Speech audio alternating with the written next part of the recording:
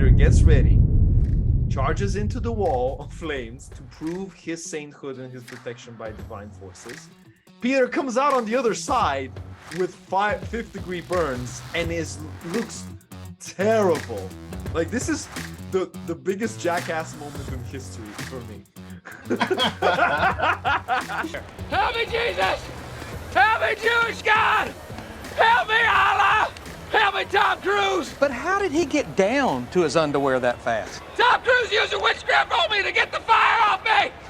Hey everyone, welcome to Questioning History. We're a group of guys with none of the answers, ask all the questions. But today we're doing a special kind of introduction episode so you can get to know us a bit better. And how creepy we are. And how non-genocidal we actually are. No, there's going to be genocide. Of course there will. I don't know if we've actually ever introduced each other. So yeah. Pete, we got Pete over to my left, which is the recording of this episode, so it'll be the audience's left. I'm Craig, and we have Georgi, who I say your name in 3 different variations each time. I'm sorry. Yeah. Yeah, basically you can call him anything. Just so I still don't call him Georgi anymore. It's weird. Hiya, Georgie. Yeah. See, for me, it was a choice between either going for Georgie and just nailing that, or just trying to go for the proper pronunciation and butchering it.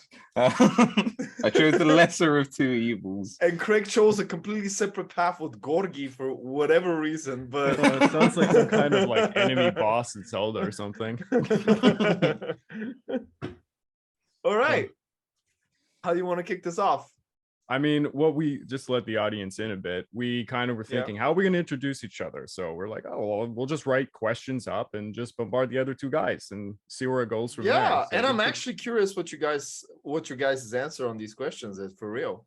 So it's going to be positions on Donald Trump, I believe. What we think of the Atlantic slave trade. What else? What was the most influential city in the world? Oh God, no. Oh, my post-traumatic stress. No. All right, well, let's kick this off. My first question to you both is, what is the biggest thing you sacrificed in your pursuit of history? Well, that's a big one for me. Do you want to go first? You go first. Well, I guess as everyone kind of knows, maybe or maybe not, I'm a YouTuber. So I, a long time ago, made a YouTube channel, the Pacific War channel, and I have a 9-to-5 job. I don't want to dox myself or anything, but I'm like, what would you call it? I'm a high administrator for a school board. So it's a pretty big job, but honestly, I have enough time to dedicate to certain things like this. And then I got headhunted by another YouTuber company, which I'm sure people know. And I work for them as well. And now we're producing this podcast, and I'm also the host and narrator of 2 other podcasts. So I basically sacrificed my social life. It's if I wasn't doing all this, I would assume I'd be switching the job I'm currently doing for a better paying job. And I'm not too keen about the field of education. I'd rather work in a university if I could. I mean, that'd be much more attuned. So I probably would be trying to do something in the field of, well, my field, neuroscience. Yeah. I always forget that you did neuroscience. Surely that is like a big sacrifice, right? Like neuroscience as a potential career path.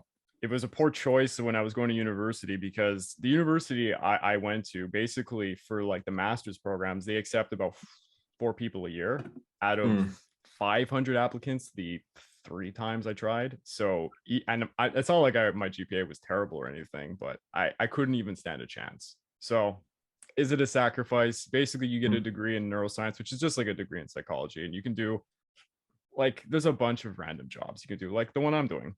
So yeah. Fair enough. I guess mine is a bit less extreme. I guess the biggest sacrifice that I made was just money. Like since I was like, I don't know, 14 or something, I basically knew that like what I wanted to do was do ancient history. And ideally at like university level, like I wanted to do this for, most of my life where I could actually like sort of think for myself. But there was a little moment after university where yeah, I've been doing it at university and doing it at school for a long time, was maybe getting a little bit of burnout. So I went into a different kind of career, which I was making like some decent money at and had the potential to potentially make loads of money doing it. But just within like, it was kind of a job which is largely just confined to like an office and calls and sales and things like this. And after basically like a year of doing it, was just there was just this idea of just like the history inside me was just like not satisfied, and just an idea of like I could be doing history here instead. And so I just walked away from that and went into history. So I guess it's not a massive sacrifice because I wasn't actually making a lot of money. I sacrificed the potential to make money, because history is not known as being a high-paying industry. Yeah.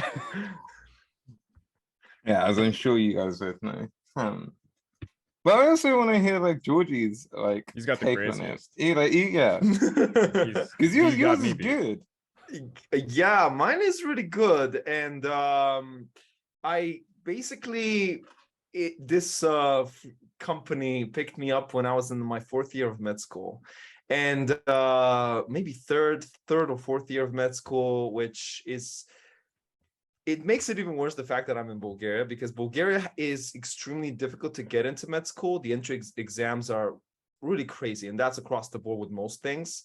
While in the West, it's very easy to get into a certain degree, but then it's very hard to finish it. Like in Germany, I have a lot of people immigrate to Germany. They go in very easy, and within the first 3 years, 90% of all the people get cut.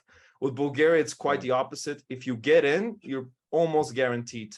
It's not easy, but you're almost guaranteed to become a doctor or a lawyer or whatever you want to go into. So I was trying to juggle the both lives, the historical and the medical one. And I made some sacrifices, minor sacrifices, where I thought I could do both. So instead of doing 6 years of studying, I studied for 9, where I basically repeated a year, then repeated another year, then repeated another year. But right at the finish line, I decided that, I mean, the last exams for you to actually become a doctor, you have to take 6 state exams, which are incredibly difficult. And with the time, I knew at that point I was not going to practice medicine. So I decided to involve myself into writing a series or doing something else that will actually be relevant. So I gave it up. I gave it all up. And it's like, and today I don't have a bachelor degree, like all this 9 years of studying medicine. And, you know, I got in contact with a lot of patients. I was in a lot of emergency situations, and I liked it a lot, but history swept me aside, and I liked it much better. So 9 years, poof, it's not completely lost. I still learn a lot of things. It developed me as a character. I noticed that it helps me with history because it takes me a lot less time to remember certain facts that other people are like, wait, this terminology and these names, how are you remembering all of it? And I think a lot of that had to do from studying medicine. So it's not completely wasted, but it's still a huge sacrifice. Yeah, no, I agree. Can you still finish though if you go back? Like, I don't know how the program works. No. The way it works is, so it's fair that it's this way, because even now I've forgotten so much of the fundamentals. And if I phoned it in and got the last couple of exams that I need, and if I become a doctor, I would not be a good one, because medicine is a skill you need to practice all the time. It's like a muscle. If you don't use it, you will lose it. And yeah, but even legally, that's out of the table now, because there's only a finite amount of time when you can repeat years, and you can't take a break. And I've eaten up all of those. So yeah, I'm done. That road is closed off. Parents could not have been happier on that day where it's like, Dad, I've given up medicine to do history. that was a really difficult conversation, but I'm extremely grateful that I have, especially my dad, who's a neurologist, support. It means the world to me, and allows me to pursue this with that much more intensity. Because there's more on the line. If I gave it all up for nothing, damn. Yeah. Right, who should we go into? Yeah, I guess Craig? Do you want to do mine? Yeah, go for it. Yeah. Okay. At the beginning when we were talking about this, I think me and Pete both had the same idea. We would ask like individual questions of the other two, but now that it's merged, this one, understandably, like, Yeah. is kind of bizarre. But it was originally for Georgi. Cool. Okay.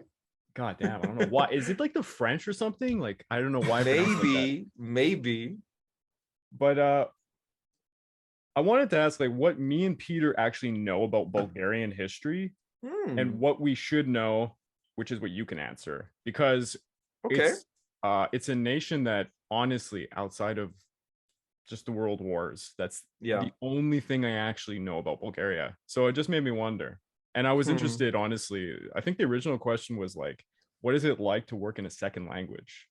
Kind of. Oh, wow. There's a lot. I guess we can start with like, Pete, what do you know about Bulgaria?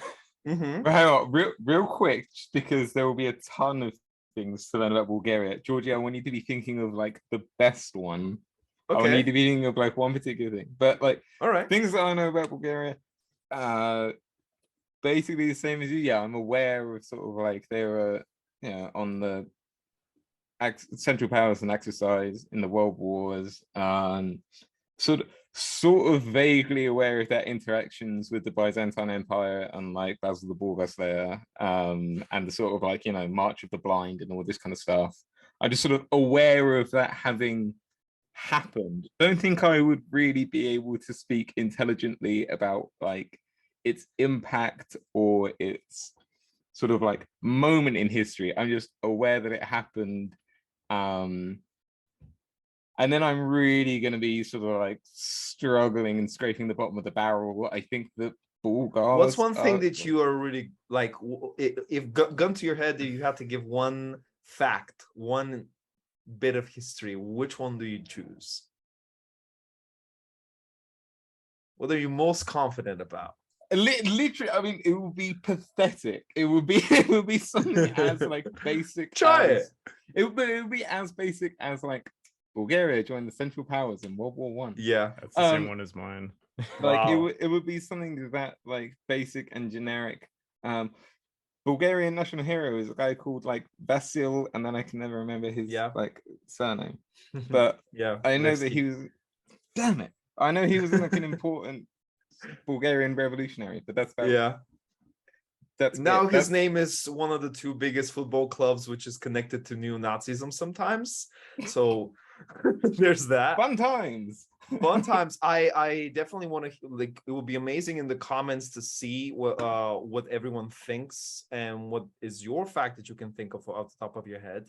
And just to put this out there,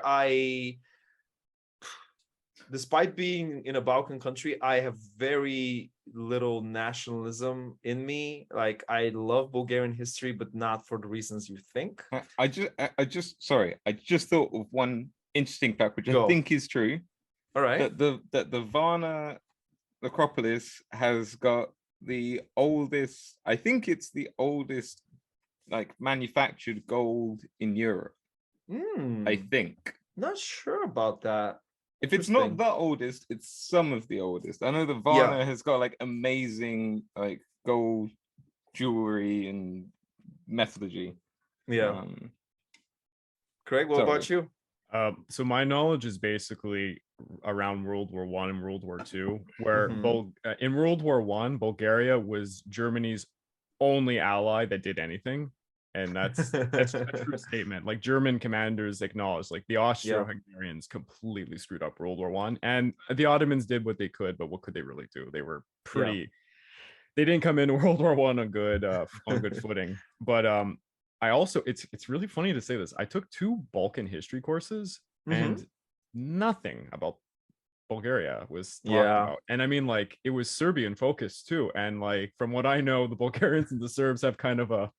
I mean, it's not as bad as obviously like Macedonia or anything, but there's a relationship there, right? So it's weird that actually I don't really remember learning much about Bulgaria. Yeah, isn't building off the World War One thing, isn't like Bulgaria's like biggest contribution to World War One was basically like breaking the deadlock between like Austria-Hungary Yeah, and because the Serbia. Austrians couldn't, like, the Austrians weren't even doing well against Serbia. Yeah, It's yeah. incredible how incompetent the Austrians. Well, sorry. Anyway, sorry, Yeah. Servus, Österreich people. Like, I'm sorry. I worked in an Austrian restaurant for a long time, so a lot of the Austrian people, they're more humorous than Germans. Like, they actually have a sense of humor. Yeah, and then for World War II, I mean, a lot of people would argue the Finnish were a good ally to Germany, but they're quasi allies, mind you, and they did they did well against the Soviets. But other than that, it's like you're looking at like the Romanians a little bit. Okay, they did maybe a bit. Japan. Japan, when Japan Come attacked on. Pearl Harbor, they kind of hindered Germany a little bit. Yeah, but as a whole, I mean, Yes, Japan is like the number one, but I'd say in Europe, the Mhm. Bulgarians were the ones that did good. Because the Italians, like in the first one, the second one, okay, actually, No, Craig's the second saying in the second one. you're saying in the second one? No. Bulgaria in the second was basically a glorified police force. yeah, but the Romanians, like all the smaller states. No. Romania alone on giving like here's where my nationalism, like if I was nationalist, I would say, yeah, we did a bunch of stuff, but not really. Police force, the Bulgarian military was completely destroyed after the not the Versailles Pact, but after World War One, the Bulgarian military was destroyed. You got butchered for what you Romania oil reserves alone helped Germany way more than okay, well, yeah, economically, obviously, it was the only oil that they had. Yeah. So Bulgaria is actually, I would challenge everyone to consider a country that is of that size, of that caliber, but to have such a rich and interesting history. I can't, like, even you guys try to think of one. It's really difficult to come up with a pick that has the quantity and the quality of Bulgarian history, but it gets shoved aside because the last couple of episodes have been very lackluster, particularly World War II. Yeah. Like if you had it reversed, because like in World War One, to expand on what you guys know and said, Bulgaria put on one of the best, like that army, the Bulgarian army in World War One is one of the best armies in history for what it achieved, what it had. It beat the English, the French, the Greeks, the Serbians, and the Romanians. And it did so. Okay, the Romanians in World War One were a joke, though. They literally coming into the war was helped the Allies. There's a, like, I don't want to make this a World War One Bulgaria thing. But I'll just tell you this, that Romanians basically pulled a card, the same card they did in the Second Balkan War. And Bulgaria was unprepared and had no army on the northern side. And despite fighting in all fronts, they decided that in the First World War, they anticipated the Romanian reaction the same way they did. And they positioned one of the three Bulgarian armies on that border. Romanians had no clue. Romanians were like, they're fighting in Greece, they're fighting in Serbia. No way did they have anything on Dobruja. But Bulgaria did, counterattacked, and smashed them all the way to Bucharest. So it's not that they were incapable, it's that the Bulgarian military high command was very smart and decided to take that approach. You do know the tragedy of Romania in World War One, what happened, right? Before because they entered in about midway. Germany was on the brink of like being destroyed. It didn't have much resources left. It didn't have like much to build its armaments.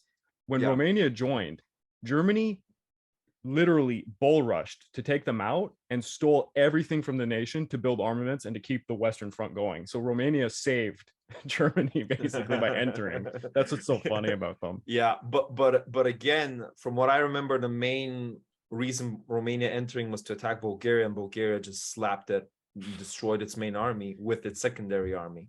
But on a broader picture, so the big picture here is like Bulgaria has very interesting rulers and moments in everything from 680 forward. You got to pick one. Yeah. To keep this focused. So I'm just saying there's a huge range, but the event I always reference, and the event everybody should know, is the defense of the Constantinople siege in 717 and 718. Basically, without going too much into detail, Bulgaria is the reason why the Umayyad Caliphate didn't take Constantinople. And had they done so, we're talking about possibly the entirety of Eastern and Central Europe converting to Islam without question. Like that's just, we're talking about pagans. Islam was very conducive to nomadic tribes. It's just a no-brainer. But very shortly afterwards, it should be mentioned that Bulgaria is both the reason for the Cyrillic alphabet to happen and to spread as far as it did, and for Orthodoxy to be accepted in the Balkans. Bulgaria actually converted to Catholicism first, and if they kept Catholicism, today the Balkans, Serbia, Greece, no, not Greece, but Serbia, Croatia, Romania, all of those countries would have been Catholic. So Orthodoxy, Cyrillic alphabet, defense of Constantinople despite being arch nemesis, and badass World War I army. So I was like, give us one. You gave us 4. I mean, no, don't get me wrong. No, they're cool. They're cool. Yeah. Right. Pitch us your question, Pete, or else we'll be here all day, I'm sure. Yeah. Realize how like this is gonna like go crazy. Okay, so mine is that you have been invited to a cocktail party. Firstly, what's your favorite cocktail? Secondly, which 3 people, alive or dead, are you inviting to this cocktail party with you? So just be the 4 of you. You can invite 3 people. Oh boy, it's hard to choose in those scenarios. You know, it's like, what's your favorite movie or what's your favorite game? Oh, Doesn't necessarily have to be favorite. Could just be interesting personality. I don't know. Interpret it as you will. Maybe you just want to take 3 mates and you don't care about meeting anyone who is. Oh yeah, I'll bring just you guys. Yeah.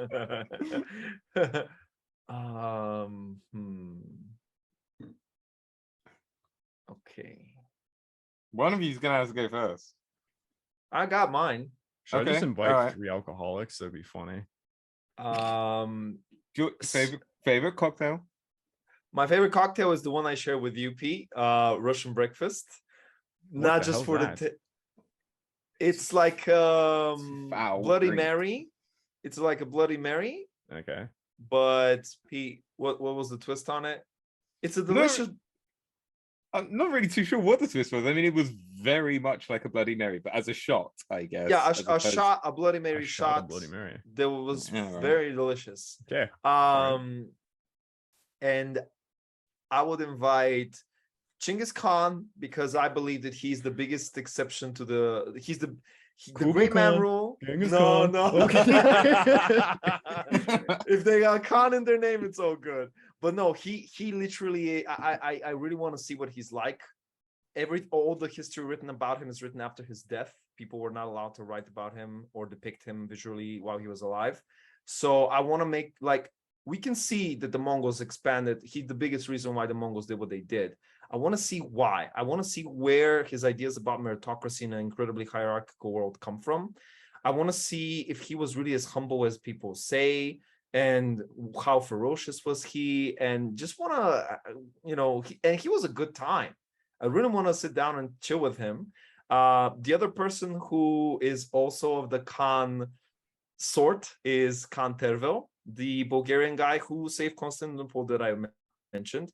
I want to know him because he does the unthinkable in forgiving his enemies 3, 4, 5 times again and again, and siding with people who betray him all the time, and being like, he's one of the biggest chads in history. Everyone's thinking about conquest and everything. He's like, yeah, I'll do you a favor. You can toss me some gold if you like, but he stands out as being this ruler that is so unorthodox, and he's okay with Christianity. He's the successor of the founder of the state, and we know that usually those are terrible.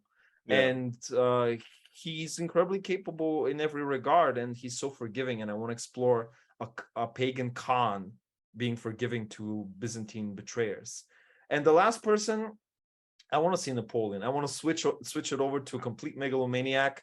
Napoleon to me, the 4 people who, if I could pick 5 people who the great man theory applies to, are Alexander, Napoleon, Bismarck, Caesar, and Genghis Khan. And Napoleon, out of those 5, stands out as the most latest one. Which the closer we are in time, I think the harder it is to make a huge impact on your own there's the whole industries and committees and so much else you have to vie and share the pie with. But Napoleon is just, you read about this guy, you hate him and then you love him, and you hate him some more and then you love him some more. And I really want to, and that table is going to be awesome. Real quick, just like as simply as you can, tell people what the Great Man School of History is. Just like simplify it down to as simple as you can. Tell people, because some people might not know.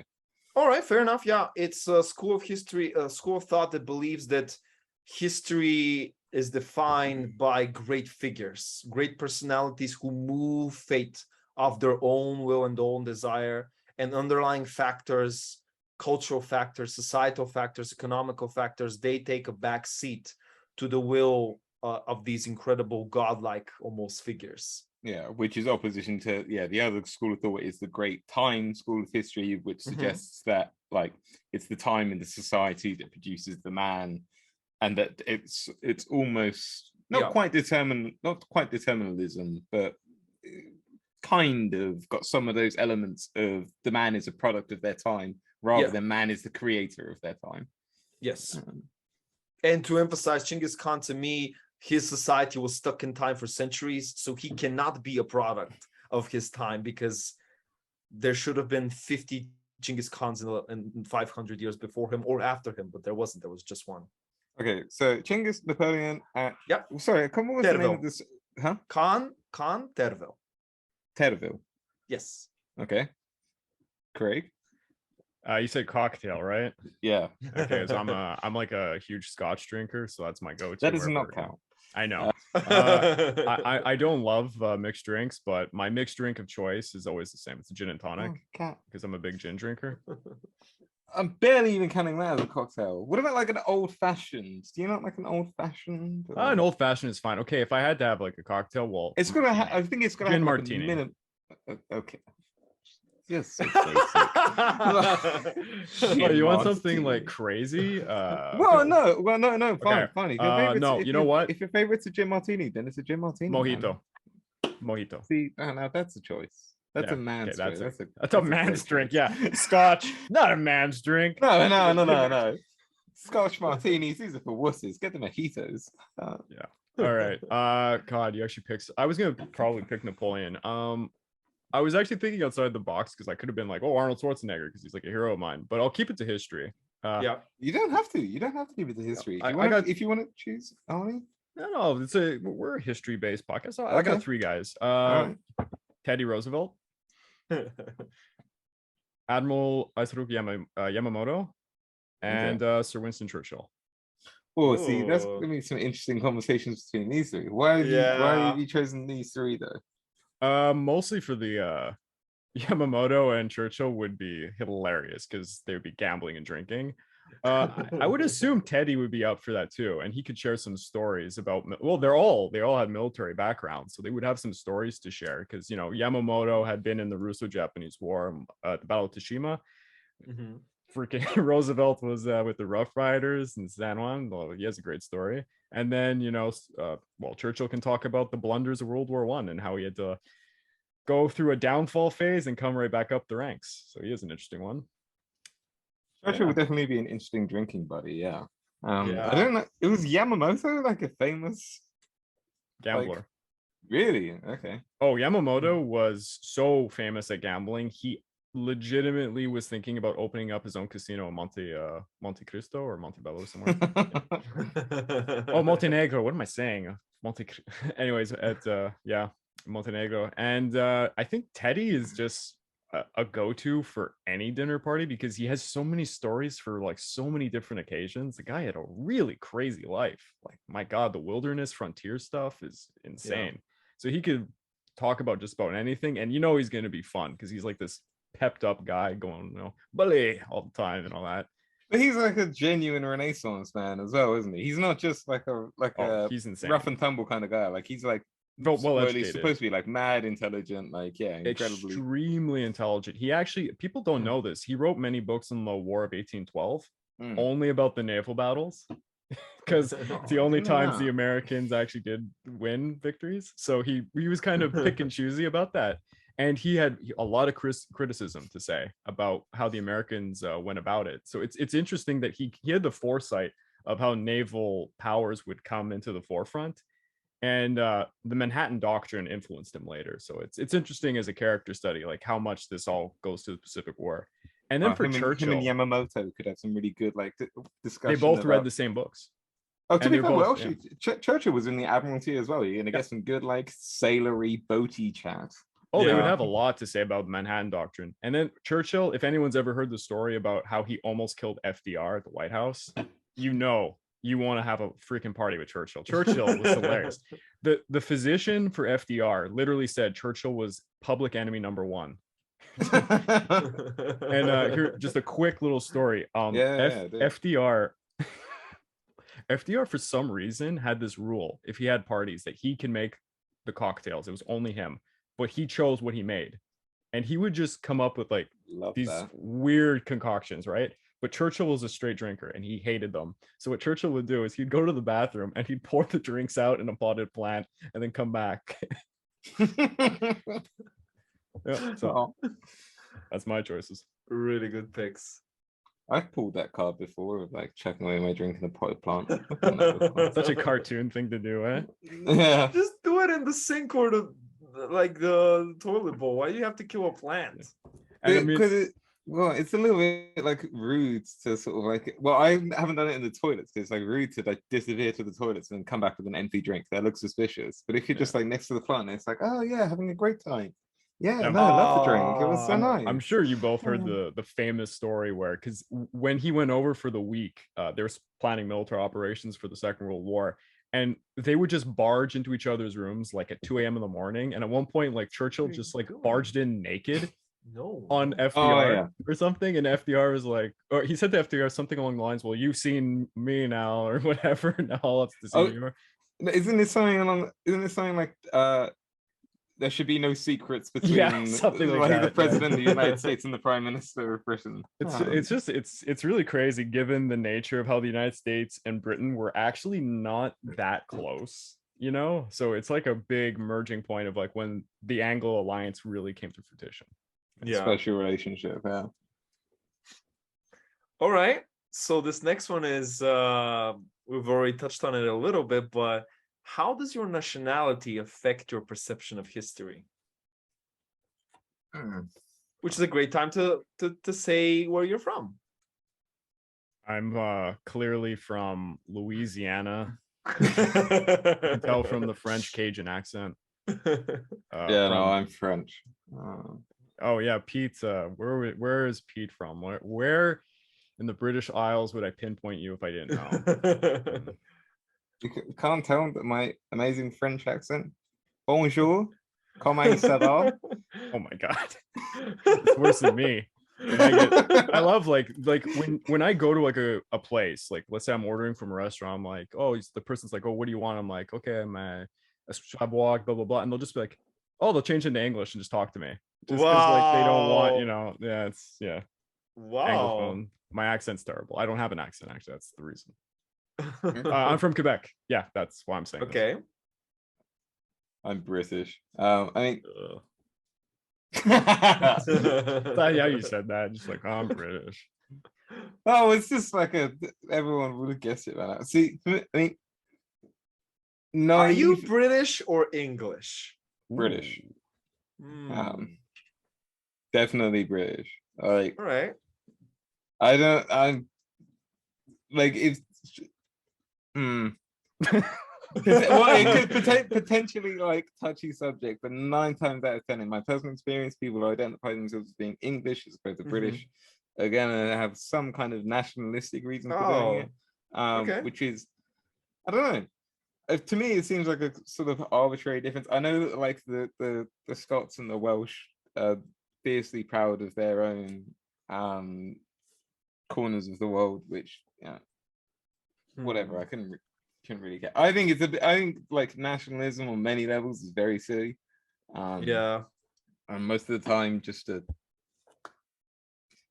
a hindrance to potentially learning interesting things or experiencing new things or interacting with different cultures. To me, I don't really get it. And I mean, because I do ancient history, this might be flattering myself a bit or maybe naive. I don't think that my nationality really affects it too much. I mean, my personal view of ancient history has always been that it's world history, and that, you know, it's a common history of humanity. Like the history of Rome, the history of Greece is important history of humanity, no matter where in the world you're from. And therefore, like it probably is naive. There are probably biases that I have, or maybe like Eurocentric interpretations of things, which maybe I just find them hard to spot. But overall, I think that it doesn't affect me too much. And if it does, probably just the only time that I can think of it genuinely affecting me is that like there is an idea in the UK of like, especially in England, of like Boudica being like a national hero, and like she's got a statue outside like Westminster Palace and da da da da da. Personally, I think a waste of time. We almost owe nothing to Boudica.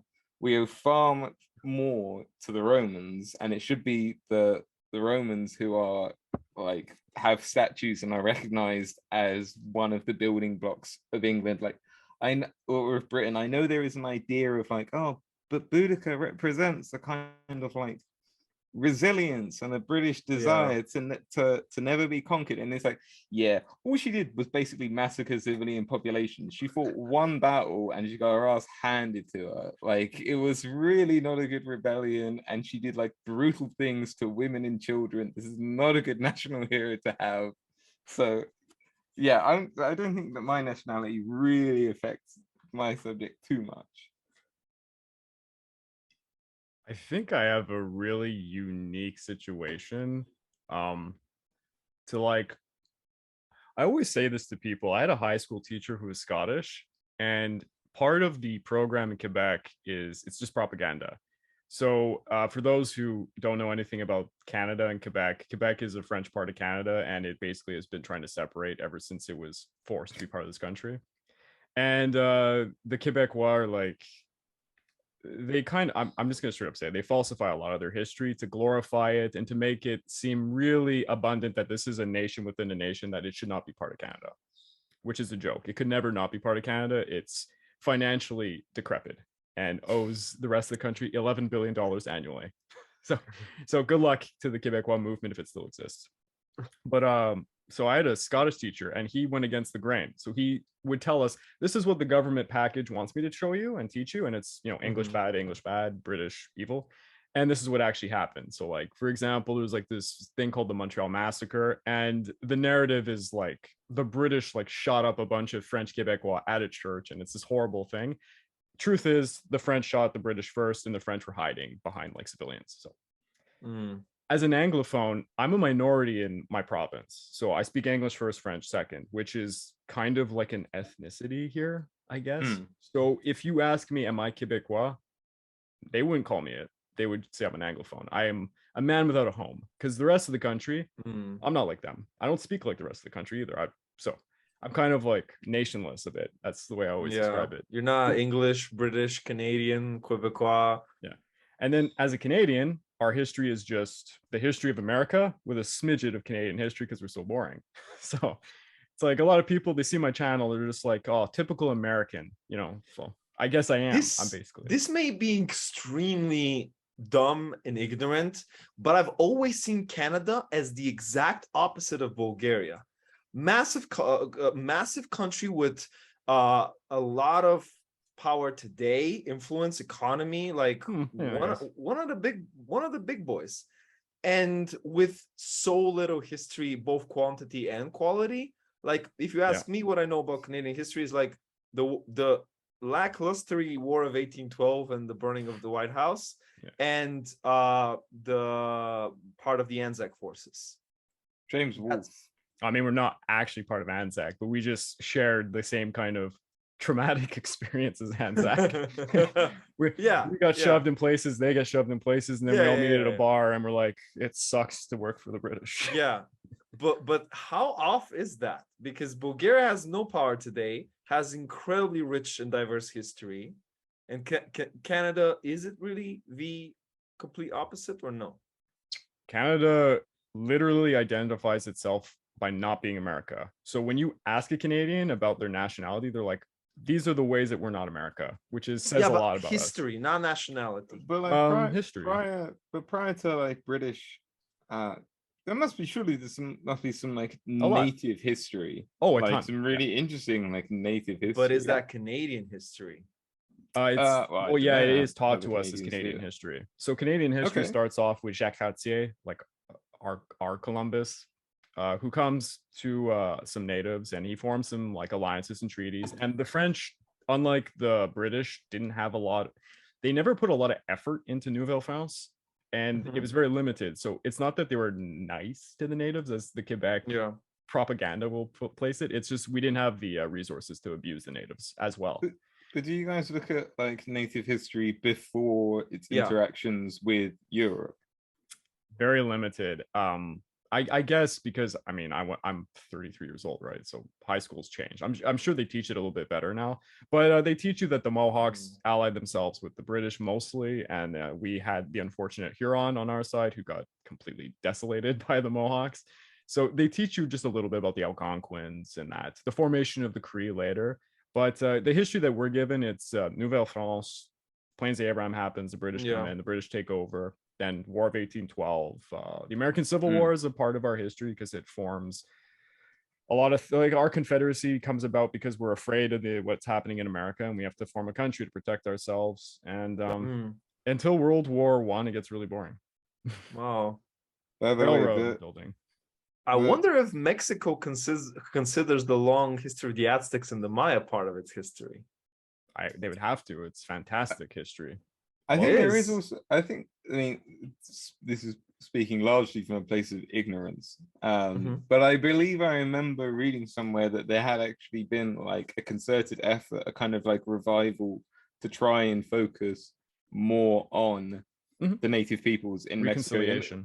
Because like in a similar way, I know that like Australia has been going through a similar movement of wanting to be a lot more just aware, and like recognizing the native peoples and their history. And I think Mexico has been doing a similar thing, although like I said, there might be Peru definitely does that with the Incas. That I know for sure because I met one amazing medical student from Peru, and the Incan heritage is alive and well in Peru.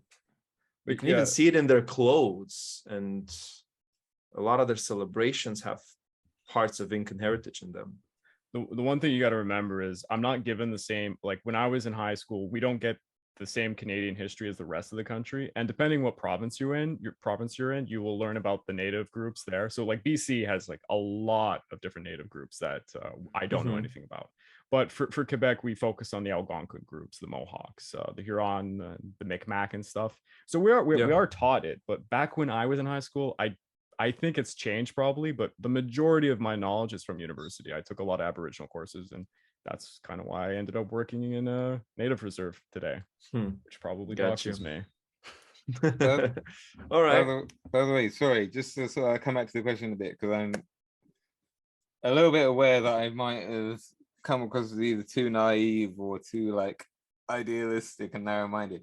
And I have actually thought off the back of this conversation, like outside of ancient history, when it comes to my sort of like Britishness definitely rears its ugly head against American history, basically. Like the American War of Independence, World War I and World War II, like, which I think is a common thing amongst a lot of Brits, is getting riled up a lot because the sort of like general narrative is a very American centric view of how a lot of these things went down. And what's a particularly good example of like the War of Independence, the idea of like, fighting against, like, we overthrew this tyranny, this tyrannical government. And it's like, dude, like, it wasn't a tyranny, like, it's a representative monarchy at the time. when it was a tyranny, it was the English who overthrew it during the Civil War. Like, we were there first, and the whole idea, and like, even like how it was still tyrannical, though. It was still a tyrannical parliamentary system. Even that, I think, is way more up for debate than people give it credit for. Like, only about a third of, at least my understanding is that only about a third of Americans at the time actually supported a movement for independence, and there was still a big movement in America to basically have Washington as a monarch. I mean, those supporters, like dressed up in made our country. Yeah, I mean, dressed up in a slightly different garb or whatever, but nonetheless, the idea. Do you know that there was a large population in America during the Revolutionary War that were loyalists? And do you know called the Tories? And do you know which state had the most of them? I know that, like, basically there's, like, at least my understanding is there's roughly almost like a third were loyalists to the crown, a third wanted independence, and a third is roughly middle ground. I'm not sure of the exact numbers, but I think it's roughly right. I don't know which state was the most. I guess Virginia, but I don't know. It's Virginia, I would say. From what I recently found out, New York. New York was really very conservative, had a lot of trade and ties with the British Empire. Oh, that makes sense. Okay. A ton of loyalists migrated from the other states to New York, and New York for a long time was known as Tory Town. You know that all the loyalists, they came as refugees, and the reason why Canada has the other provinces outside Quebec and the English population, it's just the loyalists. They made up the country. So yeah, thanks, America. So, like, on the point of the tyranny of the government, just one last point, and then we can move on, I promise. Yeah. Because from like because it's often told with like an American spin on the narrative, it's for a British spin on the narrative, it's one of those things where it's like, okay, well, we spent a hell of a lot of money and resources fighting a war basically to protect you guys, and we've been really lenient on the tariffs and the taxes so far, and we've let a lot of things slide, but we fought a war, it's cost us loads. We kind of need you guys to like pay us back for that a little bit. And so you impose a few tariffs and stuff kicks on. Throw the tea in the hopper. And to be fair, like some, like, turning out, I'm big admirer of some of many of the founding fathers, but there were some guys like Benjamin Franklin who were amazingly good politicians and amazingly good at like kind of twisting a narrative to like Franklin had basically wanted independence and war for a fair while. It's Thomas Paine who's responsible for the actual turning of the public. Common sense, like that piece of literary work, that is what created the American Revolution. Franklin's brother was a very big loyalist, and he left America to go to Britain, I believe. I'm not sure about I don't know about his brother, but Franklin himself was definitely keen on the idea of independence and was a very astute politician, very clever politician. I would love to have a guest who's American or specialized in that period to discuss this, because I have a lot of questions. I want to ask stuff that people don't usually ask. I want to ask from 1 to 10 how oppressive the British government was at the time and other things like that. But no matter how oppressive it was, we can all agree that it was terribly handled and so badly timed. Like, King George was a complete idiot for how he handled it. Maybe it wasn't his fault. Maybe it was Parliament. But wow, all I'm gonna say is that the British made it fairly easy to turn the general audience opinion towards the revolution with some of the stuff they did. Maybe, but I do. And I'm sure, like the Boston, Craig mentioned the Montreal Massacre. The Boston Massacre. How many people died? Oh my god, like that painting. 9. I think it's like 9, and you know, people, like, don't get me wrong, I'm not defending, like, I'm not going to make a case for like you like genocide or not. It was you all along. Are you going to tell me Mel Gibson's The Patriot film is not 100% accurate? That the Nazis, I mean the Redcoats, weren't harassing everybody? Oh god, when he burns the church. Oh, wow. When he burns the church, and then when, like, whoever Mel Gibson's character we derailed so hard, boys. I'm sorry. Let's bring it back to the question. We gotta get back to the question. We'll get a guest. We'll have an American Revolutionary War. I would love that. I think specifically. that'd be So- Shoot really us, Pete. interesting. Shoot us. All right, Um, who's up? Like you shot our people. okay. All right. Sorry, I'm trying to find my question. All right. Oh yeah. Do you guys view yourself as professional historians or something else? Or Georgie? actually, take up professional. Do you guys consider yourselves historians?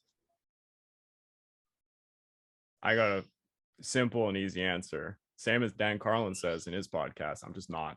I don't consider myself. If I had a master's degree at minimum, I would say so, but no, I don't think. Okay, what do you consider yourself instead? Would you Storyteller. Say... Okay.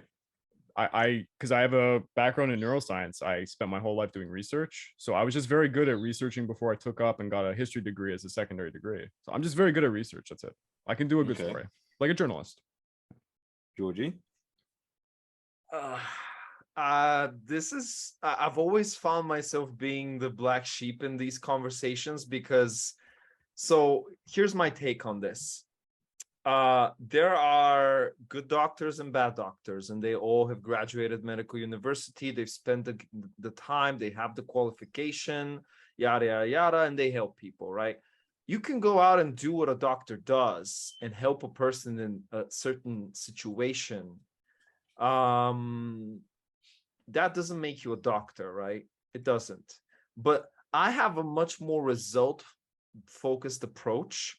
And to me, the results, like whether this person is alive and well and is treated, is more important. And I'm not so concerned with the titles.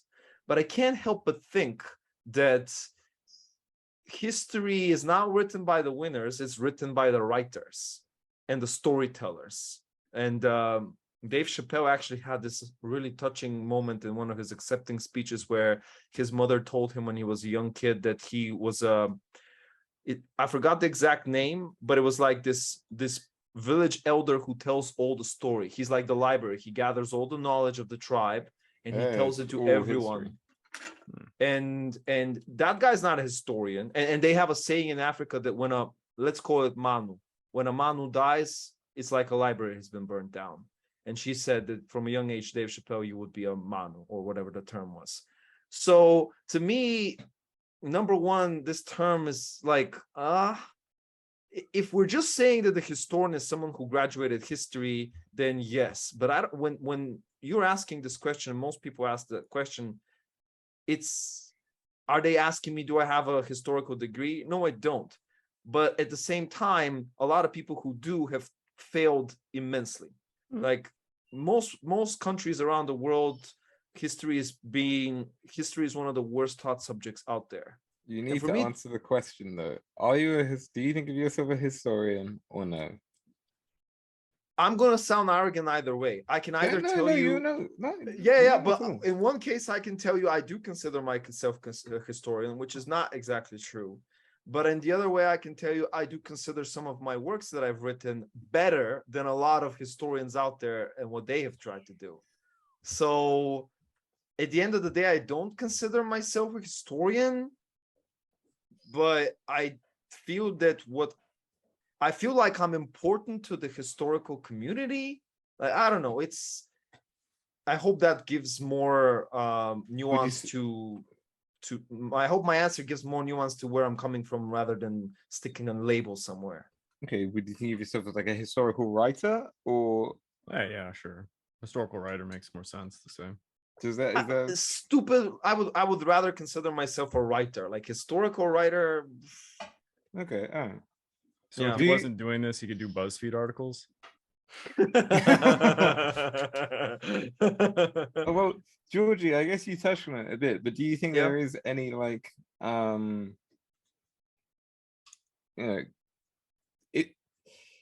is historian one of those things that you can kind of categorize where it's like, okay, once you've done these things, or if you are currently doing these things, then yes, you are a historian. But if you're not doing them, then you are not. Like, is it something that can be categorized as you either are you on, or is it more of a loose flowing definition where, well, Maybe. I'm trying to make sense of it. The scripts I write are not entertaining. Not that they're not entertaining. I hope they are. But mostly they're documentaries. They're documentary scripts depicting history, and I get paid for writing them. So I'm a professional historical script writer. It just doesn't roll off the tongue, right? If you were doing like a cooking channel, it would be the same thing. You're writing from your research, so it's applied to like just about anything. You're like a YouTube, what do you call it? You're a script writer? I don't know. Script writer? Yeah, Okay. but it's these labels. Like, Yeah. if the label historian implies one thing or a thousand things, it's a useless label in both scenarios, I think. Okay, but I mean, see, Same with a doctor. Are you a doctor? Yeah, I am. Okay. but What do you do? Are you a nephrologist, a psychologist, a surgeon? It's the term doctor is so broad that it doesn't really do much. so part of my motivation for asking this question, Mhm. this may sound not sure what, but in some way bad, is that like in the same way where like the role of being a scientist, like a professional scientist, genuine scientist, is now held in a area of respect and authority, at least intellectual authority or credit authority, not Reddit, credit authority, that you can, speak on a subject and that you should be listened to. Oh, okay. Part of me feels like historian should be held on a level footing where it's like, no, historian is That ship has sailed, bro. That's gone. You can Well- have 5 PhDs. History, in my opinion, it will take maybe in decades will be respected as a subject, and the people talking about it as people, professions. I think Science at least is a hard science. History is not a hard science. Yeah. You are right, but the ship is going the opposite direction of what you're describing. you're Things will right. get worse. Yeah, no, you're right. I'm just wondering if it's the right direction because I personally I think that it does confuse a lot of conversations. Like lots of people will say like, oh, yeah, historian blah blah blah says this about the matter, and they will use that as like a good argument. And it's like, yeah, but that person's not even a historian. Like they're just a guy who just happens to write books about history. Tom Holland is a guy who like writes a lot of history books, but he's not a historian in like the academic sense of it. And so should his word really hold as much weight as, I don't know, someone like you're talking about Monson? shoulds here and idealist things that will just like take this as a fact. No historian's word will ever weigh as much as Joe Rogan and Dark Carlin's. Accept it, live with it, move on, and try to shape your world around this. And it's not in our power to even fight this movement. The significance of Herodotus. Would you Yeah. consider him the real father of history or the father of lies? He fucked us all. Herodotus fucked all of us. But without him, you don't Herodotus- have little nuggets of information. You want him still, because without him, the screen goes blank, right? There's periods of time where people beg to have some of his works, but was he completely full of shit and doing like a drama? Yeah, he's a William Shakespeare, basically. Herodotus is the father of history. He gets buried so hard. Bless him. I love him. He's compelling. I love the freaking ridiculousness of his, But he was the first, like the reason why he's father of history, because he's the first guy to go and like asking people, what do you think happened here? Yeah, like I'm full agreement with you, but the mainstream audience probably not. They will. Hippocrates will always be the better founding father, the more legitimate founding father, the more taken seriously founding father. Thucydides is the good people really like to split like father of history, which is just the subject, and that's like Herodotus, and then Thucydides is usually considered like the father of like either historiography or no one's heard of him. No one's heard of him. No one's heard of general Thucydides? audiences probably not. Yeah. Nope. Dude, talking to please. us, yeah. but- Okay, all right. Yeah. General audience, if you haven't read Thucydides, it's free online, and it really is like amazing to see how early on people were doing source criticism and how well Thucydides does it. It's amazing. Yeah. Who's next? Thank you. Oh, can we pause for a sec? Sorry, I really need to go to Traditional the pee bathroom. break. Yeah, Are you sorry. writing notes for this one too?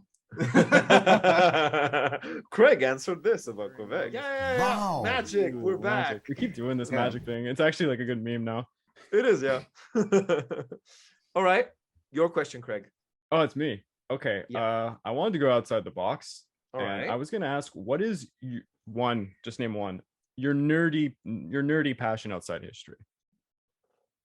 Oh, easy. Lord of the Rings. Oh. All right, well, there goes mine. Sorry. Well, no, we can have the same. No, it's you guys answering anyway, so it doesn't matter.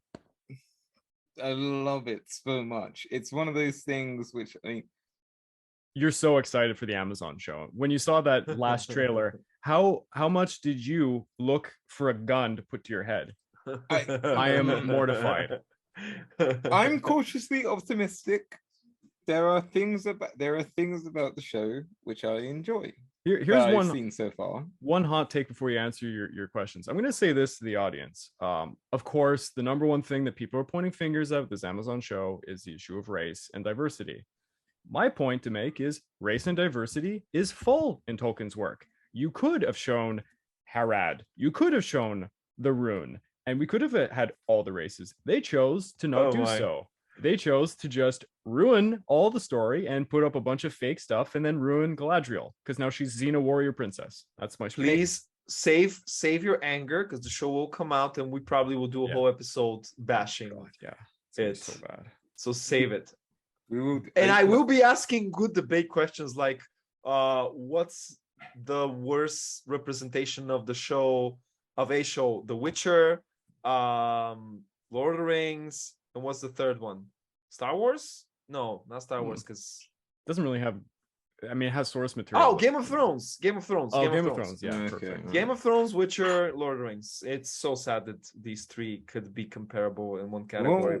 Well, let's hold judgment. We don't know. Yeah, could be good. I like the trailers for the dragon stuff. Like those trailers and some behind the scenes show that team actually has a lot of passion. So I'm way more hopeful for that House of Dragon than I am for Rings of Power. But I'm completely open to be amazed. Maybe Yeah. so. I hope it's great. It's my favorite The thing. production value alone is probably gonna be awesome, but we'll see if it carries. Game of Thrones also had a great production value. So what's yours, Georgi? I've been nerdy about a lot of things throughout my life, and it's hard to pick one depending on the definition. If they're like, I really throughout my life I'm a huge rollerblading nerd, but that's jockey, so you can't really be nerdy about it. But just to paint the picture, I've had exams in medicine where I rollerbladed to the exam, and I did the exam on rollerblades. Surgery exam, for example.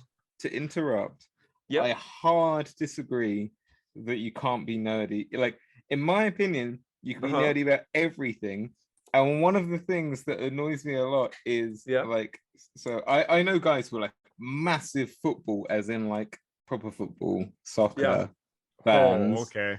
who know, like, I don't know, they'd know the heights of all the players in the team, what foot they are, like when they join, This is nerdy. Like I have a counter. I not a counter, actually. I agree with you. Here's my thing. People, because I'm in the rollerblading community and people really don't understand me because I rollerblade a ton, but I don't care about what I'm rollerblading on or the brand of the wheels or like none of that technical shit. Or I don't know. I don't know. I do it all the time. I love it, but I don't follow any contests and stuff. Football. If I was a footballer, I'd just be a guy who plays. Doesn't watch any football, doesn't like follow, play FIFA, like whatever. So I agree with you. Like the people who, and there are on the other side of the table, people who don't play football at all, but talk, walk, and just consume football every day. So yeah, you can be nerdy. I'm just doing rollerblades in a non-nerdy way. Okay. I'm super nerdy about shows, I guess. like Game pick of Thrones, Breaking Bad, but I'm picking Arcane. And I'm picking Arcane not because it's like the best animation of all time, not because it has the best season 1 of all time, yes, not because it has the best ending of any season ever probably, but because I want to be on the opposite side of you guys. When you're watching your favorite shows combust and be completely dog shit, I want to look forward to, because my universe is just bright. starting. Yeah. But do you play League of Legends? That's what Arcane's based off, right? It's League of Legends. I used to play. No one playing League of Legends cares about the lore. I'll say that. But I used to play League of Legends a lot. I don't anymore. I have a lot to say about Arcane because it means a lot to me. It means a lot to me. It really does. If I could buy merch about any show, I'm buying it for Arcane, not even Game of Thrones. But I play Legends of Runeterra, which is the card game they did, which is spectacular. Hentai pillows. But yeah, I also play that occasionally. So I definitely fit in that nerd category for Arcane.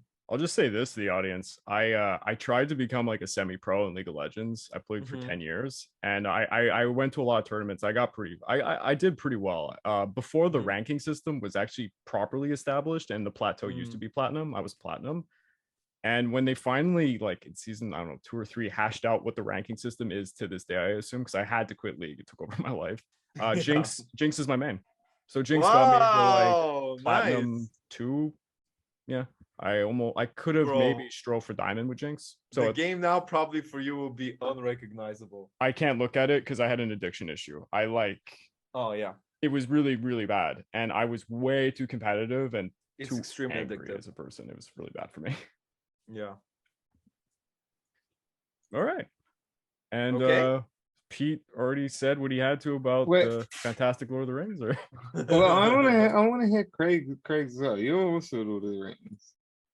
Is it not gonna call it your nerdy-est, or is that something? I've read everything, even the new brand new book that no one is aware of. I was using for Wizards and Warriors when I was writing some little scripts. What is it? Is this the Lay of Beren and Luthien? No. Nature of Middle Earth. Someone did geographical knowledge as to what like Nirn would have actually been like. How would the soil be fertile? How could they possibly have a slave-driven economy and have fields of food? All that stuff. So I'm beyond. Like I've read everything. I've sourced everything. I have such a respect for Tolkien because of the ridiculous nature of how he went so much into the world. Like the name, just Bjorn, the foundations of that name is like insane. There's so much meanings, and the way that he displays the character with everything, it's incredible. Everything was fine-tuned. There's no one like Tolkien when it came to building this kind of universe, I find. That's what I love about Tolkien, because the map, it appeals. The map is, it appeals to the like historian side of me as well, because it's like, he would hate it's got its own history and it's got its own like interpretations that can be brought to it.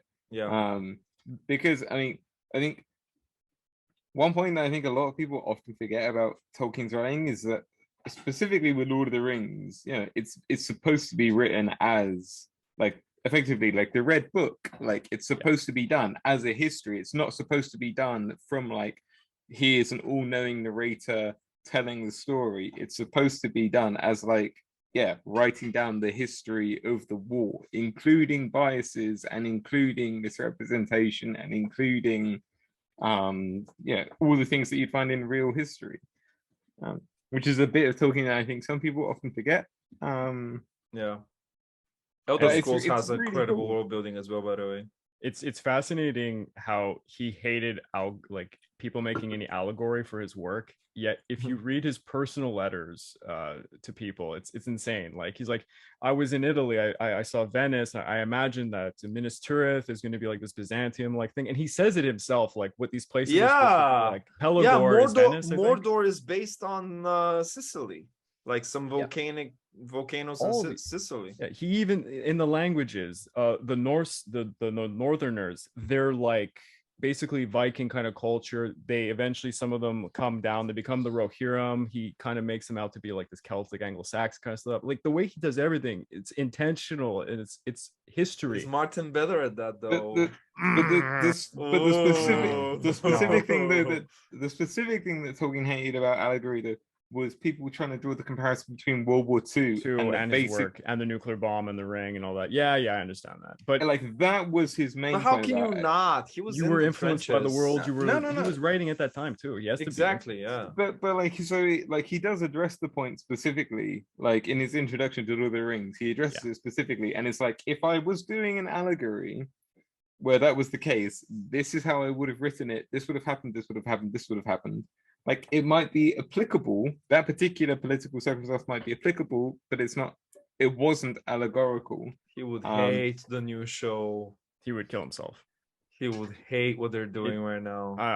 We shouldn't. You're saying that, and I'm thinking how the show is. You know, I don't know. I think that like it's supposed to be timeless. It's supposed to be timeless. It is supposed to be what you're timeless, saying is like I'm interpreting it as you're saying that he wanted to create a piece of art that was timeless, and now. But like if something's timeless, then it does have to evolve with the times. It does, but for example, I just want to take a look at Galadriel. There's no Galadriel I have a problem with. No justification. Guys. Okay, we're gonna go down a rabbit hole. Sorry. Yeah. Stop. Lord of the Rings is a hot button topic. But I really want to have a good like session. We'll have a session at some point talking about like me too. Because my second biggest nerd fandom is Marvel, and I'm sure that's gonna cause some fires. Oh, I'm a comic reader. Yeah, that'll be fun. Oh, movie Marvel fan. Anyway, I can do both. Oh, nice. Which period do you boys regret not studying the most, or you know it now, you've studied it now, but you regret not studying it earlier? Oh, okay, that's easy for me. Do you want to go? Because I'm gonna think on mine. It could be a blank spot right now, or it could be something you feel like should have done earlier. I have said it to the audience, I believe, in the Pacific War podcast and in the New China podcast. Not a scholar of Chinese history.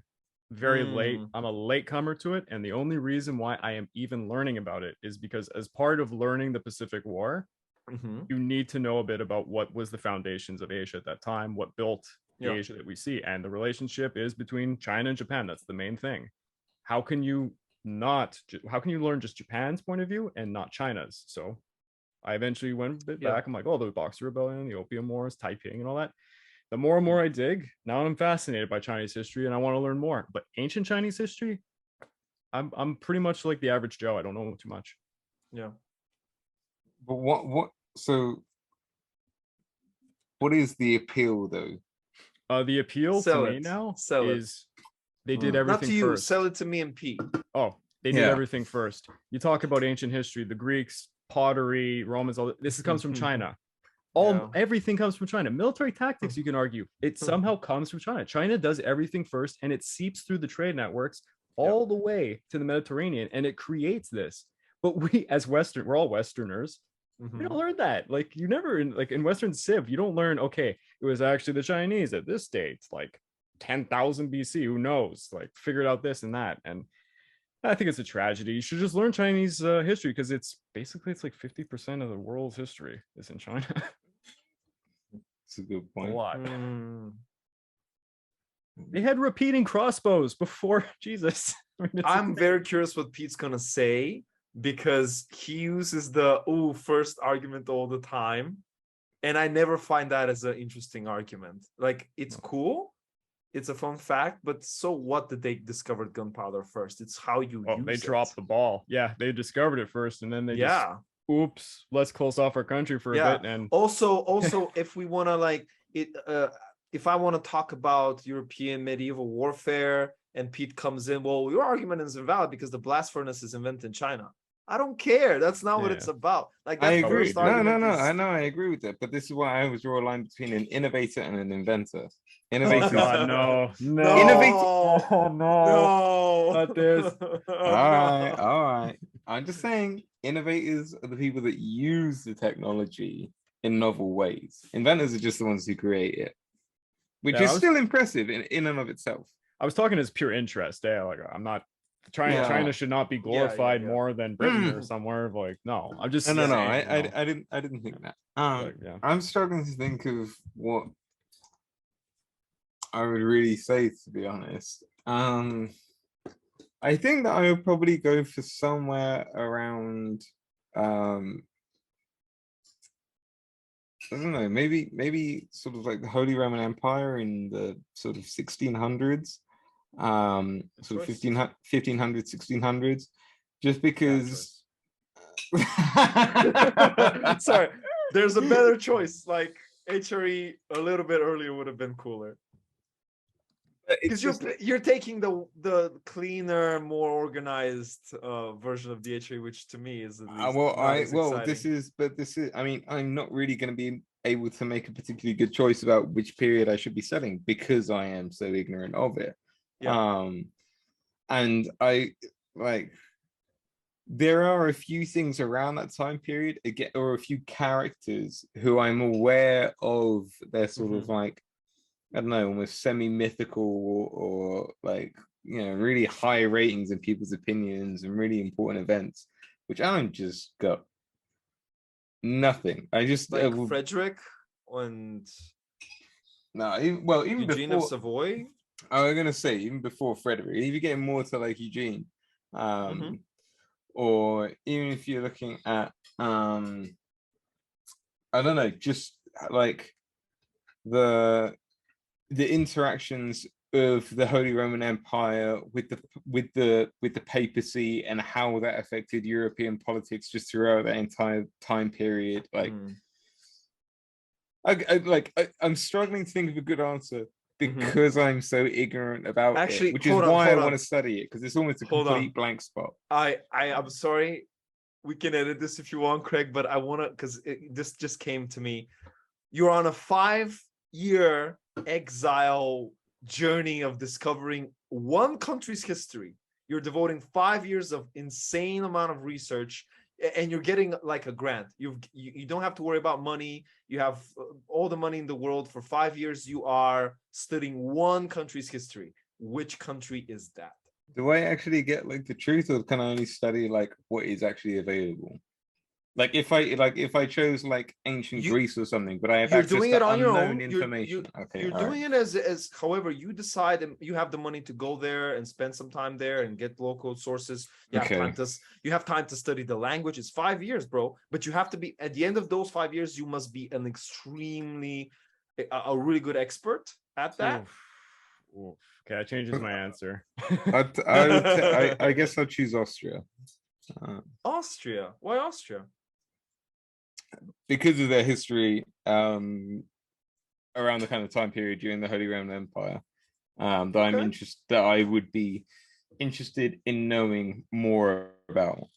PT Austrian Voller expert. But the language is a crucial component of this. We need to speak the language eventually. It helps a lot. It will help a lot. Okay, because I'm picking Germany, but I can speak. I used to speak better German. But I could get by probably. I'd be able to do it. I mean, you have 5 years, but get some Duolingo and because China. I was gonna say China, but I would guarantee there's no way I'll be able to learn the Chinese language. And not like I could. I don't think I could. Germany is a great pick, honestly. So much of their history gets shoved aside because of Nazis, but it actually has really cool history. Where are you picking, Georgi? Oh, Poland. Really, really fascinating history. Cool. Yeah, very new, a lot of nuances, a lot of cool, underrated, which I always like, the underdog, and has cool bits throughout all periods, literally from early medieval times to today. Yeah, let me just adapt this question a little bit. This was an interesting question, but I want to take this like, all right. Firstly, I'm going to introduce the idea of you're gonna know the language, whatever. Has to be outside of Europe. Okay. Oh, it's China then for me. The language isn't going to be an issue. Yeah. Okay. China's never. Not Japan. I know Japan. Oh, okay. All right. I have a lot of Japanese history. I'm going to restrict myself from picking Japan, India, or China to go with something more niche. Telling me he's not gonna pick Mongolia, really? I'm gonna say. Is he just like, how can I pretend I'm not just picking Mongolia? I'm gonna say. No. I'm not even on my radar. Okay. I'm See, I was considering thinking which. Mongolia or one of the South American cultures. I was thinking either like Incan, Maya, Aztec, one of those. But that's what you get. I mean, that's ignorant, probably very ignorant, but probably that's what you get. I'm gonna go with. It's a toss-up between Vietnam and Indonesia. Indonesia is crazy. That's a Yeah. hard one, really hard Yeah. one. So many cultures, so much So mixing many. in, so much stuff. 51% Indonesia, 49 Vietnam. 5 years, get me in there. I'm study everything. Got a lot of cool things to see. Best food. Cambodia, really good food. Interesting language, actually. Really good both. food. Yeah, those would be cool. I think I'm in a toss-up between Egypt and Iran. Yeah. Very basic, very OP. But I know, I get but- Iran is a crazy one though. I know, but at the same time, like I know that they're like OP and Yeah. like massive histories, but I'm still, even though like Yeah. they interact with my area of history, still Yeah. so ignorant about Yeah. these. For me, these there's, like, areas. Western Europe, which is like here, the middle, the one everyone knows or would pick. Then a circle of like the secondary choices, which both Iran and Egypt fall into, and then the really crazy one on the outer circle, like I agree. It's not the most, Kenya, like, Indonesia. I what's agree. It's another not good the one? most. It's not the Venezuela. most crazy choice in the world, but Now I I think that respect would it. be my choice. I respect it, but you have way more work than me. Yeah. a No. lot. Yeah. Yeah. No. There's a hell of a lot. 5 years may not be enough, my friend. It definitely wouldn't be. It definitely Yeah. wouldn't be. I mean, I spent Yeah. 15 years just trying to study Macedonia and still don't know half of it. You All mean right, you're Albania. up. You mean Albania? Who's next? I think it's Pete Oh, Pete? or you. That can't be me. To me? It's not too long ago. Yeah, Pete. I think it's Pete. Okay, I drew in a question which I'm actually kind of not a fan of at the moment, so I'm gonna throw out a different question. Okay. Because if you could, let's say that for some bizarre reason, you can get taken back in time to observe a historical moment. You can't partake in it, but you can observe it. What historical moment would you want to just watch and experience? So Dan Carlin's hot air balloon. Is that a thing? Oh, You don't know. That's his whole thing. He's like, if I could just go back and be in a hot air balloon away from the conflict, I'd love to watch World War I trench warfare. That's all. Okay, yeah. Basically, that same idea, but doesn't have to be a battle. Like it could be like, I think don't know, maybe maybe battles, but yeah, okay. well, I don't know. Maybe you'd be really interested in seeing how, I don't know, in Caesar crossing the Rubicon. Maybe that would be a Declaration moment that you'd Proclamation. like want to see the Declaration Proclamation. Maybe these would Oh, be Magna real, Carta. like- Or yeah, exactly. We can pick a battle one and a non-battle one. That would be cool. Okay, all right, fair enough. That, all right, that let's makes it a start- lot easier. Okay, Mhm. all right. Let's start with about. Okay. Whichever one of you is ready to go first, you go. Oh man, yes, it's like asking, oh, what's your favorite movie? It's hard to.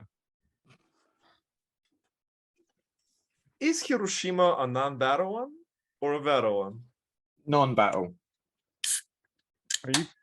You want Wait. to see the nuclear explosion? What do It's definitely that's not a battle. That's definitely not a battle. If it you was want to a include that as your one-sided battle. if you want to include that as your non-battle, you can. Oh I'm man, you've given me an considering it. answer though. Now I know what I I'm want. considering it. Now I know what I want. I was thinking about ancient this battles your- like Guatemala and stuff. Is this your battle one? Craig. Hmm? Craig, is this your battle one that you're building Craig, up to? Oh, I'm gonna choose Hiroyama.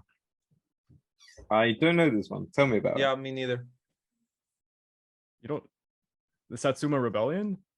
Oh, Have you I mean, seen The I'm Last aware. Samurai? Okay, I'm aware of the Satsuma Rebellion. I Okay. couldn't name you a So- single battle from it. It's the last stand of Sago Takamori when he Hmm. basically was just 500 samurai just go to their deaths to fight what is like the Japanese Imperial Army. It's a very mythical, misunderstood battle. A lot of people like see the movie The Last Samurai, whatever, and they have their own images of what it looks like, but it's unbelievable. When you learn about how it went down, it would be pretty cool to see. Why do you want to see it? Is it Cool because of choice. the actual battle, or like the idea behind the battle? Like, Although it's kind of bastardized later for the Bushido-ness of it, but like to see that these guys chose to go to their deaths the way that they did, it's outstanding. okay, They so didn't really yeah. have a choice. They were basically stuck on a hill. But yeah. But still, to play devil's advocate a little bit, why? But there are many like famous examples of people who've like chosen to go to death in the last stand. Is this particular example? It's the foundations of a culture and people, because when Saigo Takamori committed seppuku, he was vilified at the time, and then the Japanese people were so mortified that this symbol was killed, even though he was the villain portrayed by the propaganda, that the government of Japan eventually had to reshape their understanding of it and glorified him, and they made it the new doctrine of their imperial army to have Bushido code in it. It represents a lot of symbolism and stuff, this battle. Okay, that is cool. All right. What Yeah. was the name of the battle again? Can you just say it again? Hiroyama. So it's a hill in Satsuma domain that basically they had been running around because they had tried to take down the government. It was a stupid move. They were never going to win. And Takamori and the last remainers of them, they fight a few battles. They get forced onto this hill in his prefecture. I mean, it was domains back then.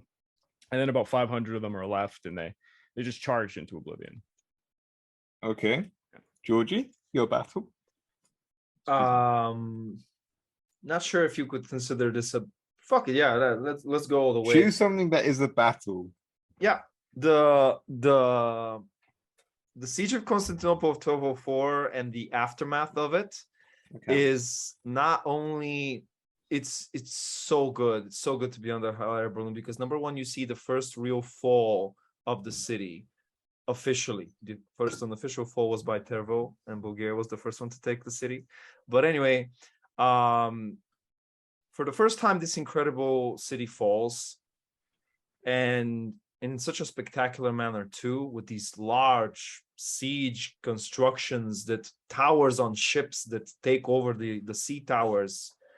And you have this population. Now, you guys probably heard this a billion times, people writing that doom is coming for us because of our sins.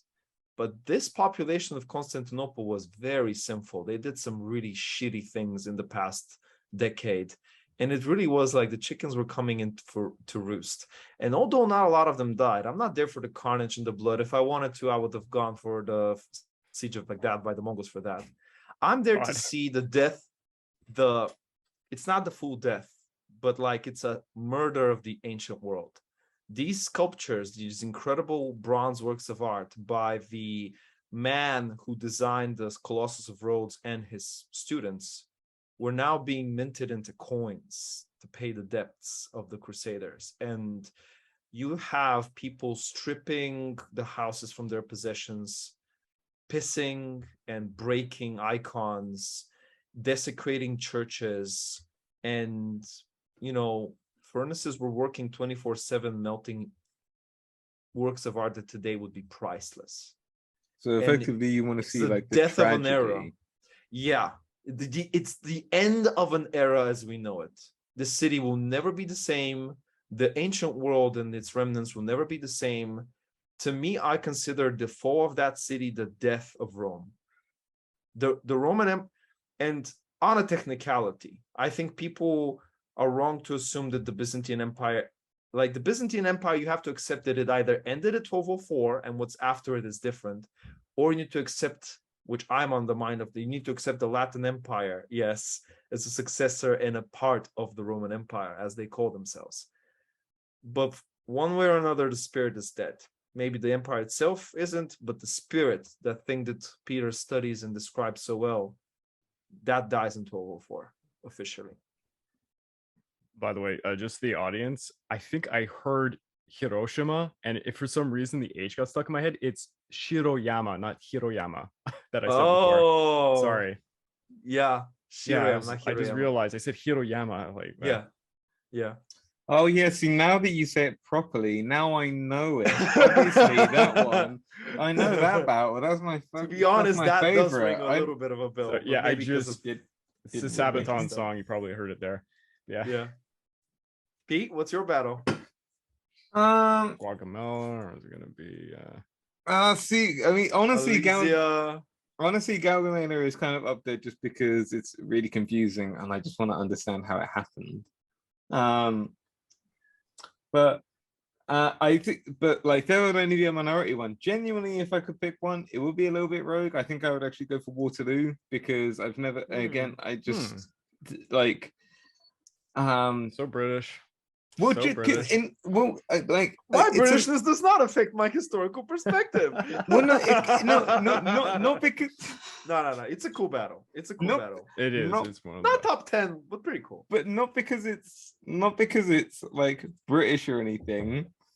At least I don't think so. But more because like I've read so many things about it, Yeah. and there's like Wellington's famous quote about how it's like a damn near thing and how close it was to almost being lost and da da da da da.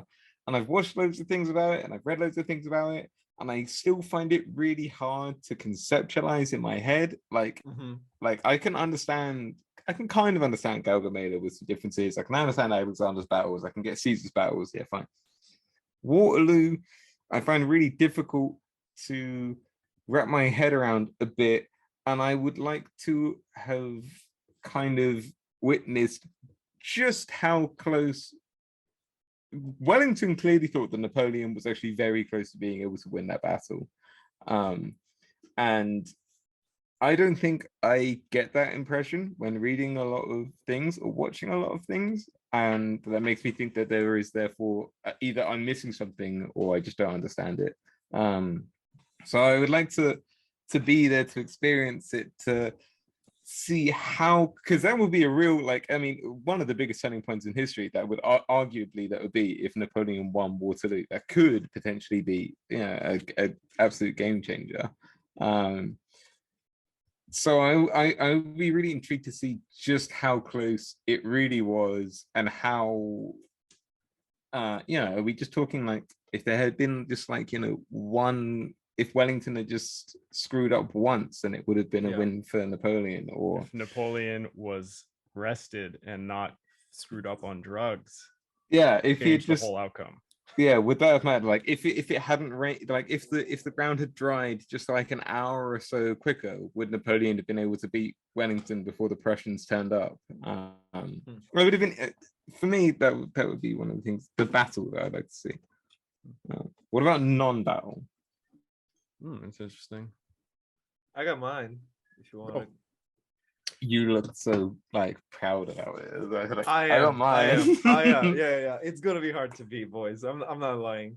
The basic bitch answer is and it's an incredible answer. It's an incredible event, like witnessing the papal tour around France and preaching about the First Crusade. But that's basic. I'm gonna go better. There was this guy called Peter Bartholomew,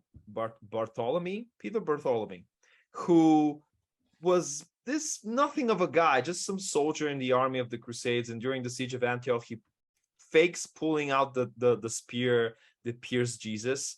And that little piece of iron actually ends up turning the tide of the battle. And he's regarded as this incredible prophet. And none of the high leadership likes him because he's a little bit nutty and insane. So a lot of people start questioning him. And at the end, they make a trial because he says it like, create a ring of fire for me, and I will walk through it, and Jesus will protect me, and I will come unscathed on the other side.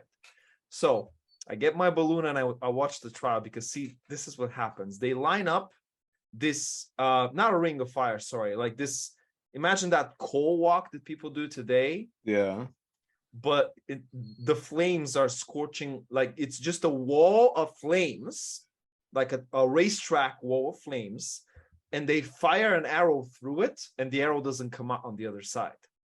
So they test it out. Peter gets ready, charges into the wall of flames to prove his sainthood and his protection by divine forces. And he runs through it, gets out on the other side. And all of the entire First Crusade is watching this show. Thousands of people are watching, and this is like this incredible moment. Peter comes out on the other side with 5th-degree burns and looks terrible. It's just like, no, it's insane that he even survives that, and he dies an agonizing death a couple of days later. And I want to witness the shock and awe of that moment. I want to see the crazy man going into the fire. I want to see the crowd of audience watching this shit happen, and I want to see their hopes die of this person who was supposed to be the reason why they succeeded thus far. Such a rogue pick, because but I feel like I can completely get the idea of like, oh yeah, you're gonna see a mental person do mental stuff. There he goes doing mental stuff. It didn't work because it was mental. If you have that analytical thinking, then yes. But at the same time, people are drawn to these crazy things. We like to watch Ninja Warriors and people fall down and fall on their face. Like there's something about that. And I don't think you get a better example of this. Like this is the biggest jackass moment in history for me.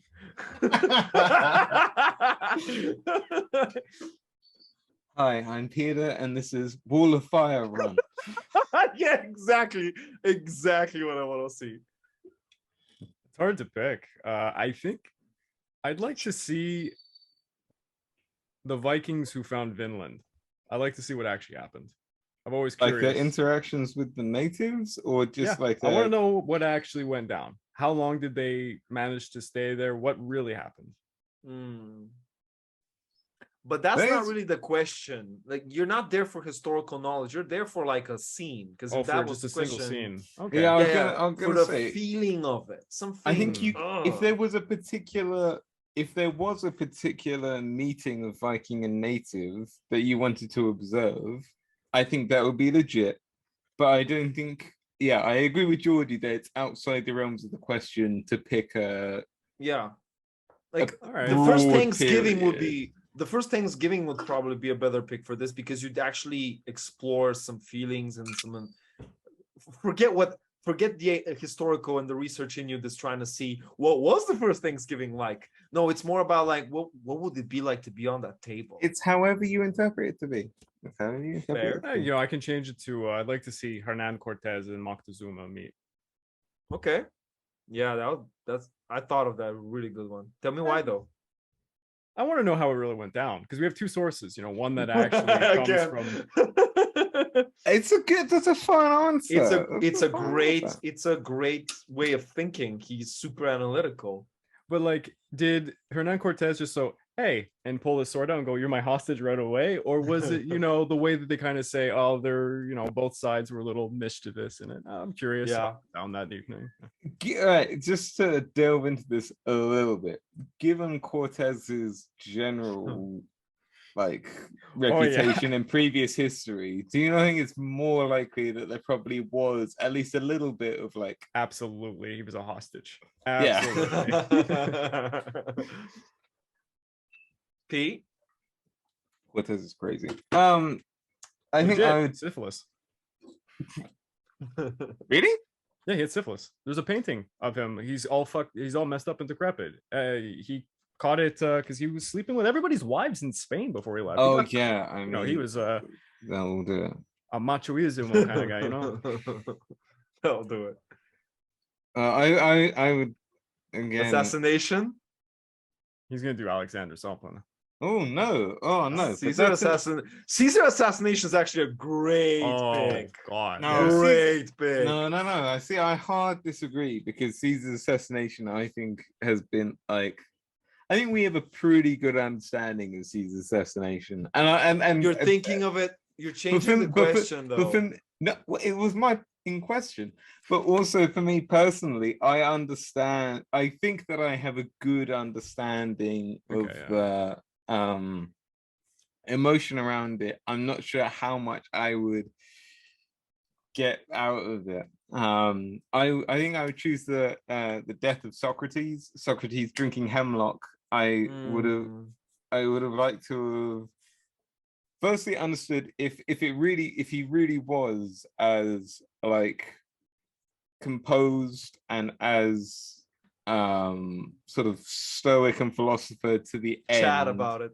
Yeah, exactly. Yeah. If he was as chat about it as Plato makes him out to be, and also just because see, for me, that's a way more emotional moment for me than it is the assassination of Caesar. The death of Socrates is way more of like a heartbreaking moment for me than the death of Caesar, and it would be just, I don't know, yeah, emotional, but also interesting to just observe that moment. And you wouldn't prefer to watch Cato's last moment of the younger?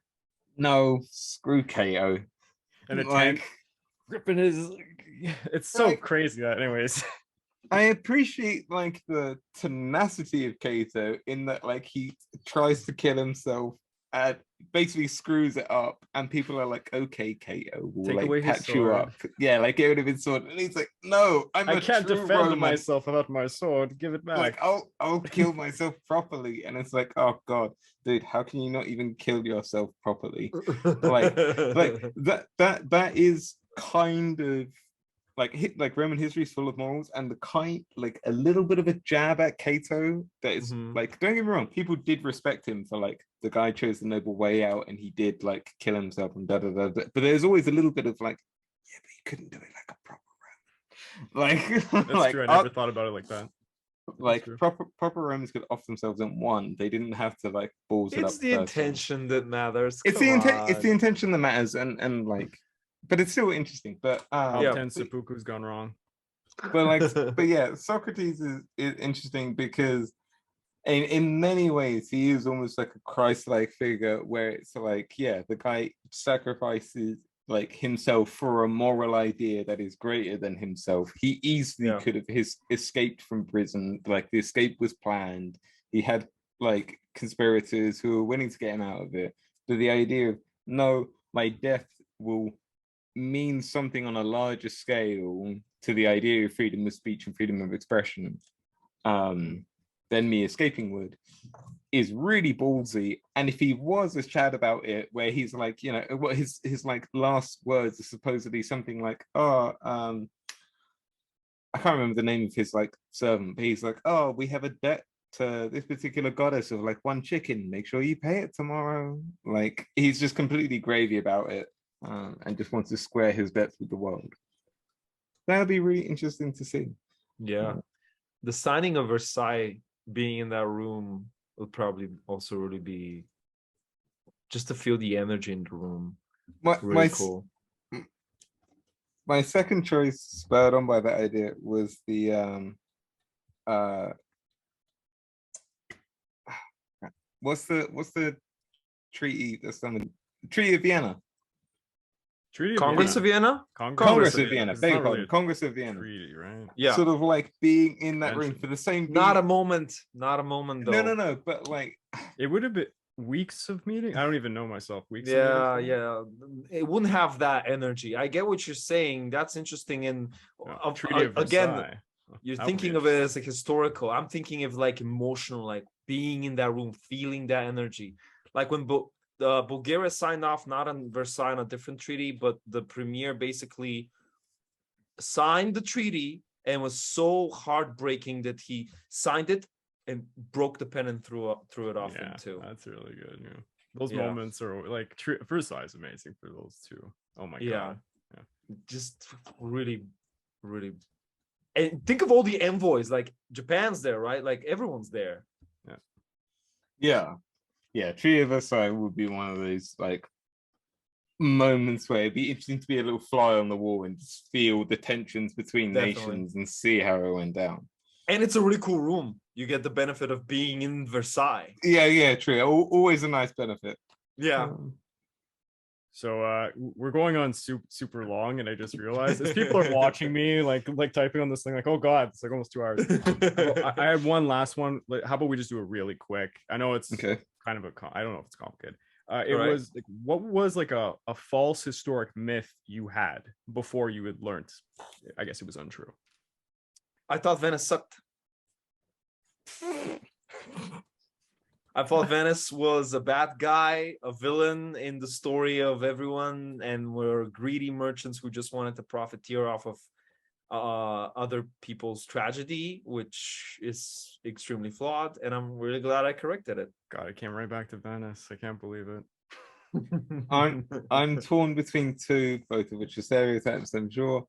The first is Darius III being a coward. Yeah, that's good. Which, having actually read like the sources, is completely disproved. But and also the idea of Caesar wanting to be a king, which is something which I did believe when I was younger, but which now I'm more like, I don't really know where I stand on the topic. I'm certainly less convinced of it and think it's way more up for debate than just a simple, oh yeah, Caesar was a tyrant and he wanted to be king, and that's basically the end of the Republic. He wanted to be king, and so whatever. I think it's a lot more complicated and great than that. What about you, Craig? Oh, I got an easy one. Because as a Canadian, the War of 1812, I think even to this day, you'll still hear, not in Quebec, mind you, but in other parts of Canada, this propagandist piece that, oh, it was the Canadians who burnt down the White House, and it was us who did that. And very famous podcast, Our Fake History. If anyone wants to learn the true history behind the War of 1812 and who won it, if anyone won it, who started it, go there. Very well done. And, I would, like anyone, actually believe that myth that it was Canadians. It was more or less the native allies. And if not, it's who was it? Who was it, though? You can't just say that and not correct it. It's definitely the native allies. The native allies burned the White House. People forget there's the War of 1812 between, the British and the Americans. And then there's this entire war between all of these native groups. And that's a huge But thing. you just made Canada even more boring then. I did what every good Quebecois does. I belittled Canada. Nice. This is a lot of fun, boys, and I definitely think I got to know you a little bit better through this. The others did as well. Barely talked about genocide. Barely. Yeah, surprisingly. And I didn't Except you brought up Hiroshima, and I'm like, wait. Great moment to witness. What are you talking about? Well, Great moment to witness. Which wasn't even your moment in the end. You just wanted to have an excuse to throw in like a moment. Yeah. Wow, pretty light. Well, wait, Nagasaki would have looked cooler. Okay. Yeah, just the geography of the hillside would have, awful to say, but it would have looked all more, right. Yeah. I'll keep that in mind tomorrow when I build my time machine. I think this is a really important thing to remember when we discuss, like, the most brutal acts of humanity is, what was the landscape like, though? Exactly. How did it look? Exactly. If we were to because, paint a picture, when the Mongols sacked Baghdad, wouldn't it be cool to see the river flowing with mixes of blue and red? Really cool. Yeah, that really makes it black and red. When you say that God won't allow Baghdad to fall, you kind of asked for it. Okay, now you're allowing genocide and victim blaming. Good job, Craig. Oh God, this is awful. But God did choose a really scenic place for it to happen. So I'm just trying to imagine the cons. Like, you did say we couldn't do it. Yeah. Here we are. All right, guys. Audience, I'm pretty sure we hit it 2 hours on the dot, if I'm not mistaken. So it's been a pretty good one. And I hope to do more of these because this is fun. Definitely. Check us out on Patreon. Subscribe to the channel if you haven't already, and watch us grow or collapse into dust. God. Nice. That's a good like way to end Baghdad. Like Baghdad. Like Baghdad. Oh, God. nice. Oh my God. Over and out, guys.